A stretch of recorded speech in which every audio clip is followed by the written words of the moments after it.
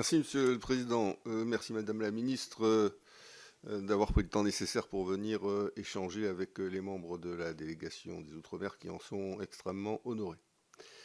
Je souhaite appeler votre attention sur un sujet particulier qui est celui des PTOM, que vous avez déjà évoqué.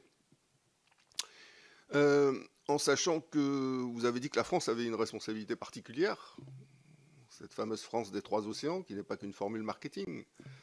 Mais l'Europe a une responsabilité particulière, puisque aujourd'hui, avec les collectivités françaises du Pacifique, l'Europe a une ultime déclinaison dans le Pacifique au travers de ces collectivités françaises du Pacifique. Donc ça donne une responsabilité à la France et à l'Europe particulière à l'égard de la Polynésie, de la Nouvelle-Calédonie et de Wallis et Futuna.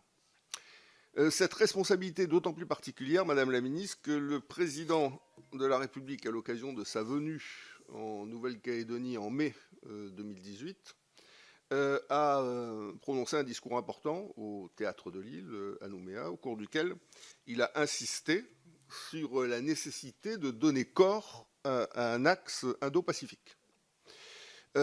Pourquoi ?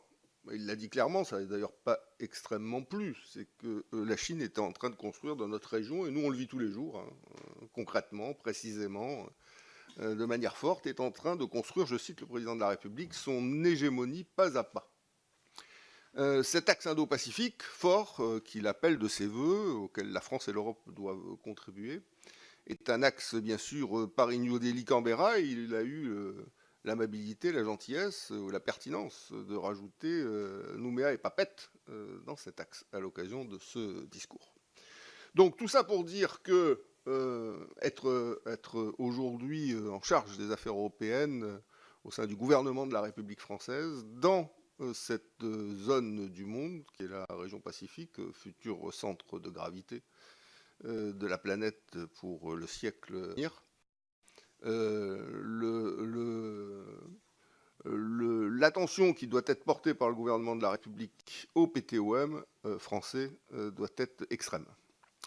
Comment doit-elle se décliner au-delà des généralités? Elle doit se décliner de deux manières. La première a été évoquée, j'y reviendrai pas, c'est celle de la négociation du contrat financier pluriannuel, de l'instrument financier dédié pour les PTOM, qui est une bonne chose, mais attention, un, bien sûr, au niveau de l'enveloppe, deux, à l'équité de traitement entre le Groenland et nous, puisque désormais la problématique se pose dans ces termes. Et donc là-dessus, pour reprendre une formule de la jeune génération, il ne faut pas lâcher l'affaire, hein, il faut se battre de façon à ce qu'on puisse avoir nos intérêts préservés. Une modeste affaire de cuisine, de dépendance, mais bon, on sait également que c'est dans ces endroits-là que parfois se jouent les moyens d'exister. Et puis, je dirais de manière plus fondamentale, quelle est la place des PTOM dans la négociation des accords post-Cotonou? Les accords post-Cotonou, ça n'est pas rien. Ils arrivent, les accords de Cotonou, à terme en 2020. 79 pays sont concernés par ces accords parmi les pays d'Afrique subsaharienne, des Caraïbes et du Pacifique. Ces accords, on sait qu'il y aura une gouvernance dédiée et que des partenariats régionaux seront instaurés. Et dans ces partenariats régionaux, la possibilité de coopération entre les pays ACP, les PTOM n'en sont pas, mais entre les pays ACP et les PTOM, a été une perspective qui a été envisagée.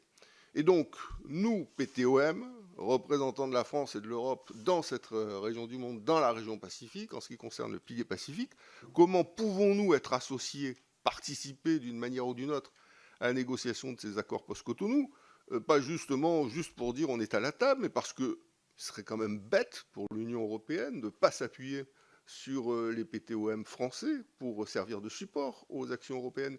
Il serait quand même dommage de ne pas donner la possibilité aux PTOM français de nouer des coopérations avec les pays ACP.